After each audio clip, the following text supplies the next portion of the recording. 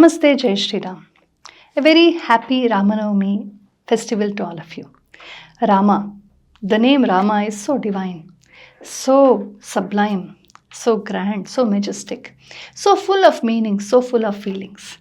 When we say Rama, it's not just a person from history, not just a Pauranika character, much, much more than all that. Rama represents all that is profound, all that is generous, all that is very, very divine and lofty. His life was like that. He lived the highest ideals all his life. It is very normal, or it's quite a very normalized weakness in human beings to say that it's my life, it's my liberty, it's my choice. I like it, I don't like it. I don't care, I want this, I don't want this. Me. This has become a kind of disease. It's become a weakness that has been normalized of late, particularly.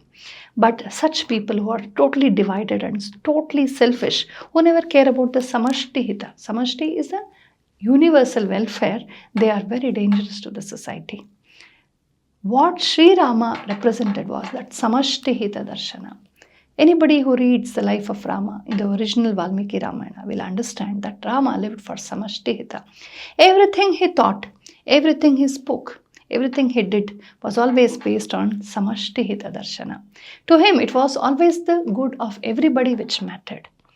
When he was denied of his rights over the throne in the midnight, he could have easily fought for his rights. There could have been a big drama there. He could have wept, he could have questioned, could have countered, could have done anything.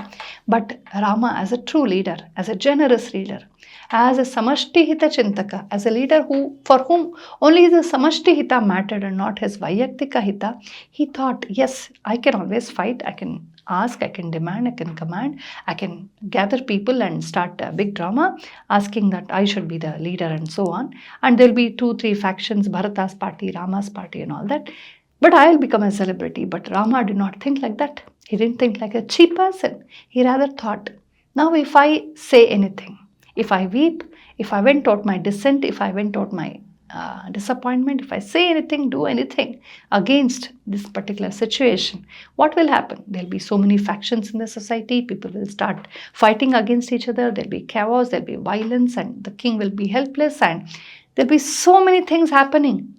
Of course, I'm offended. Of course, all that humiliation and insult and injustice has happened to me. But if I keep my mouth shut, if I just tolerate this, if I bear with this, everybody else will be happy. And my brother Bharata is also a good person, really talented, capable. So people will of course get a good king in him also. So the only thing, the best thing that can happen to everybody, samashti, is that I keep quiet. So Rama, he thought like a leader. He had such a foresight. He thought about what will happen eventually if he says anything or speaks anything or does anything. So he just accepted that very bitter situation, walked off to the forest.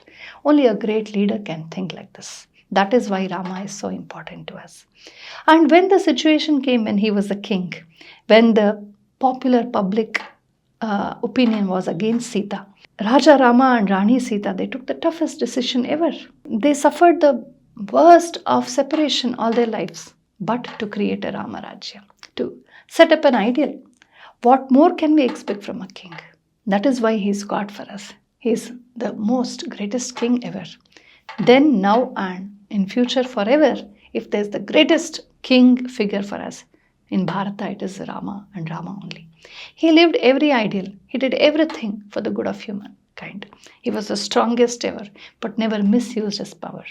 He had great patience. He had great patience that totally controlled his prowess. He used it only at the right time, in the right place, and never offended anybody because of his great powers. Everything that he said was for the good of everybody. His love for the hunter woman Shabari and his to the great profound thinkers, intellects like Rishis was the same. His love for Guha, the hunter friend of Rama, and to the big kings was very much the same. His love for flora, fauna, his love for animals, birds, for monkeys, for bears was all the same. He was a real Samadarshi, a real Sthita Prajna.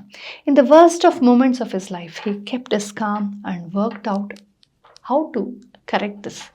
He never gave way to depression. Of course, there were very, very trying moments in Rama's life when he wept in separation of Sita, but that never clouded his thinking. He would come out of that, transcend his grief, and then work out some plan to get back Sita. So this kind of a great attitude, great grit, great determination, great ability to stand above all situations and think clear, think on the path of dharma is something very, very special about Sri Rama. That is why he is our Adarsha, he is our ideal. By reading Ramayana, by reading Rama's life, we understand that life can be very, very lofty if we understand how to transcend the limitations of our life, how to transcend our weaknesses. So Rama is very important for us. Let's celebrate Rama Navami in a very great way. Prepare different types of dishes, do vrata, puja, upvas, bhajan, everything. Go to the temple and celebrate and shout Jai Shri Ram, go on processions. With all this, let's not forget that very one important point to be never forgotten. That is to read the original Valmiki Ramayana. There are hundreds of Ramayanas which have been inspired by Moola Valmiki Ramayana.